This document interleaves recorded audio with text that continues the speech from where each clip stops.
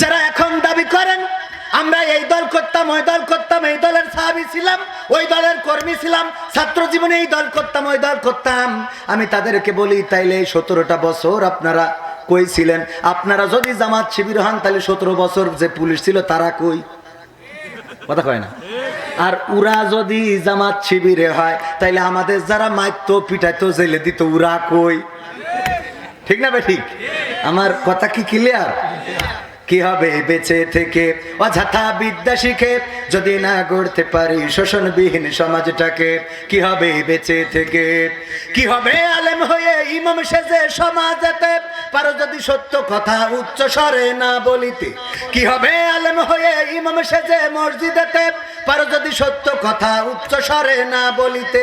চাকরির ভয় করো যদি ছেড়ে দাও ইমামতি, চাকরির ভয় করো যদি ছেড়ে দাও ইমামতি। কি হবে ধোঁকা দিয়ে আল্লাহকে? কি হবে ধোঁকা দিয়ে আল্লাহকে? কি হবে বেঁচে থেকে অযথা বিদ্যা শিখে যদি না গড়তে পারি শোষণবিহীন সমাজটাকে? কি হবে বেঁচে থেকে? কি হবে নেতা হয়ে জনবলে ঘাড় ফুলিয়ে রাজপথ গরম দেখে যদি থাকো ঘরে শুয়ে? এমন নেতা আছে না নাই? আমরা আগে যেসব নেতার অনুসরণ করেছি সেই নেতাগুলো আমাদের রেখে চলে গেল। যারা বলল পালাবো না,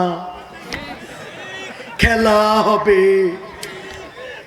এই কথাগুলো যারা বলল তারা আবার আমাদের রেখে চলে গেল। কেউ আমাদের জন্য সামনে বুক পেতে দিল না। কোন নেতা বলল না আমি পালাবো না, আমার কর্মীরা যেহেতু এই দেশে অবস্থান করছে সুতরাং এই দেশের মাটিতেই আমার মৃত্যু হবে। এমন কথা কি কোন নেতা বলতে পেরেছে?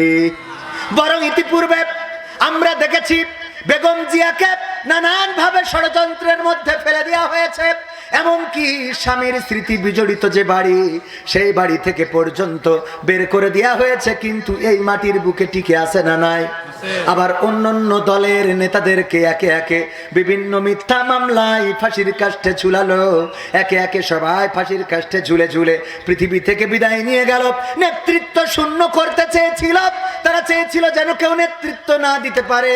কিন্তু দেখেন এতগুলো নেতা চলে যাওয়ার পরেও সেই দলের কর্মী কি কমেছে নাকি? কমে নাই, বরং বেড়েছে। কারণ হলো নেতারা কোনোদিন রাজপথে রেখে ফেলে চলে যায় গেছে, বরং নেতারা সামনে থাকেন। কারণ নেতারা জানেন যদি জীবন যায় এই জীবন যাওয়াটা হবে শহীদি মৃত্যু। শহীদি মৃত্যুর ফজিলাত হলো শহীদ হলো একটা সেতুর মতো। আপনি যদি শহীদ হয়ে যান এপারে দুনিয়া ওপারে জান্নাত, পড়েন সুবহানাল্লাহ।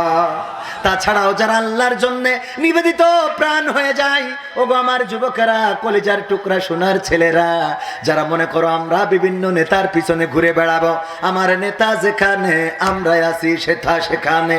আমার নেতার চরিত্র ফুলের মতো পবিত্র, নামাজ পড়ে না এক ওয়াক্ত, গাঞ্জা টানে 5 ওয়াক্ত, ভোটের পরে পাশ করে নেতা থাকে 10 তলায়, তুমি থাকো 22 তলায়। ঠিক না বেঠে? এমন নেতা আছে না নাই? এমন নেতা যদি হয় ওই নেতার পিছনে ইক্তেদা করা যাবে না? যাবে না। বরং নেতা হতে হবে আপনার সাথে বসে খাবার খাবে, আপনার পোশাক যেটা হবে তেমন পোশাক পরবে। ওমর রাদিয়াল্লাহু তাআলা আনহু নেতা হয়ে গেলেন। হঠাৎ করে একজন মুসল্লি দাঁড়িয়ে বললেন, ওগো ওমর, আপনার গায়ে দেখছি 2 টুকরা কাপড়, আমরা রাষ্ট্রীয়ভাবে 1 টুকরা করে পেয়েছি, আপনি কেমন করে 2 টুকরা পাইলেন হিসাব দেন। রাষ্ট্র ক্ষমতায় কে? ওমর। আর বলছে কে? জনগণ।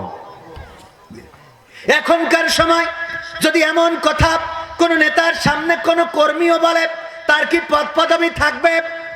ওই দল কি তার আর করতে দেয়া হবে? না, হবে না। যদি বলেন কোন নেতাকে যে আপনি এত দামি গাড়িতে চড়েন কি করে, আমরা তো বাইসাইকেলও কিনতে পারি না, কথা কয় না? এইটা যদি আমারও বলে মিজাজ খারাপ হবে না? হবে না? আমারে প্রশ্ন করে ওইটা কিডা, ওর বাপের নাম কি জিজ্ঞেস করেন, শুনবো না এরকম? এই ওর বাপের নাম কি রে, জিজ্ঞেস কর। ও বাবা।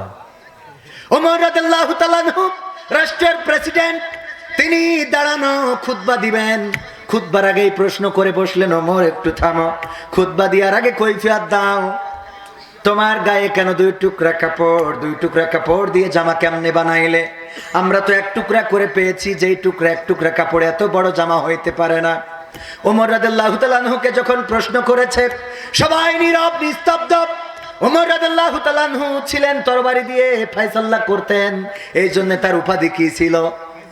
ফারুক। ওমরে ফারুক মানে পার্থক্যকারী। তিনি পার্থক্য করে দিতেন বিশ্বনবীর। বিশ্বনবী বিচার করেছেন, রায় মানে নাই মুসলমান, ইহুদির পক্ষে রায় চলে গিয়েছে। ওই মুসলমান বলল, আমরা এই বিচারটা সানি করব কার কাছে গিয়ে? ওমরের কাছে। ওমরের কাছে যে সানি করব। মুসলমানের চিন্তা ছিল যে ওমর যেহেতু মুসলমান আমার পক্ষ নেবে, ইহুদির পক্ষ নেবে না।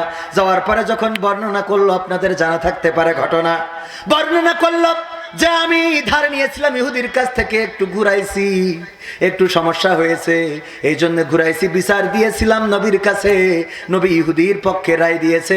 ওগো ওমর, এসেছি তোমার কাছে সানি করার জন্য দ্বিতীয়বারের মতো, তুমি আমাদের বিচারটা করে দাও। ওমর রাদিয়াল্লাহু তাআলা আনহু বললেন, বিচারটা কি তোমার পছন্দ হয় নাই? বলল না। বলল পছন্দ কি হয় নাই? বলল না।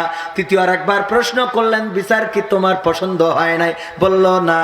ওমর রাদিয়াল্লাহু তাআলা আনহু বললেন, একটু বসো, ভিতরে থেকে আসি। তরবারিখানা নিয়ে এসেছে, খাপ খোলা তরবারি। মুসলমান চিন্তা করছে এইবার ইহুদির গলা, মনে করছে অরবিন্দ দাদার এবার শেষ করে দেবে। না, ওমর রাদিয়াল্লাহু তাআলা আনহু এসে আরেকবার জিজ্ঞাসা করলেন, বলো আমার রাসূল বিচার করেছে, তোমার কি পছন্দ হয় নাই? বলল না। ওমর রাদিয়াল্লাহু তাআলা আনহু বললেন, আমার রাসূলের বিচার যার পছন্দ হয় না, তার জন্য দ্বিতীয় আর কোনো বিচার হয় না, শুধুমাত্র একটা ছাড়া, সেটা হলো আমার এই তরবারির বিচার। অমনি কোপে কন্দলে মাথাটা পড়ে থাকলো নিচেই। এইটাই ছিল ওমর রাদিয়াল্লাহু তাআলা আনহু। সেই ওমরের সামনে দাঁড়িয়ে বলছে, আপনার গায়ে কেন দুইটা জামা, দুইটা কাপড় দিয়ে কেন জামা বানানো? আমরা তো একটা কাপড় পেয়েছি, যেই কাপড় দিয়ে জামা পরিপূর্ণ হয় না। ওমর রাদিয়াল্লাহু তাআলা আনহু চুপ থেকে গেলেন। কথা বলবেন, সবাই নিশ্চুপ নিস্তব্ধ, কেউ কিছু বলেন না, পিনপতন নীরবতা, যেন ওখানে যদি একটা সুচ পড়ে যায় তাও শোনা যাবে। এমন সময় হঠাৎ করে ওমর পুত্র দাঁড়িয়ে বলল, ওগো আমার নবীর সাহাবীরা শুনে নাও, ওগো আরবের জনগণ শুনে নাও, ওগো মসজিদে নববী মদিনার অধিবাসীরা শুনে নাও, আমি এক টুকরা পেয়েছি রাষ্ট্রীয় কোষাগার থেকে, এবং আমার বাবাও এক টুকরা পেয়েছে। আমরা জানি যে এক টুকরা কাপড় দিয়ে এবার যে কাপড়টা আমরা পেয়েছি তা দিয়ে একটা পরিপূর্ণ জামা হওয়া সম্ভব না। এই জন্য আমার সাথে আমার বাবার চুক্তি হয়েছে যে এইবারের রাষ্ট্রীয় সম্পদ যেটা আমরা পেয়েছি সেটা আমার টুকরাটা আমার বাবাকে আমি ধার দিয়েছি। আগামী টুকরা যখন আমার বাবা পাবে, আমার বাবার টুকরাটা আমার দিয়ে পরিশোধ করে দিবে। আল্লাহু আকবার বলবেন না? কত সুন্দর রাষ্ট্র ব্যবস্থা।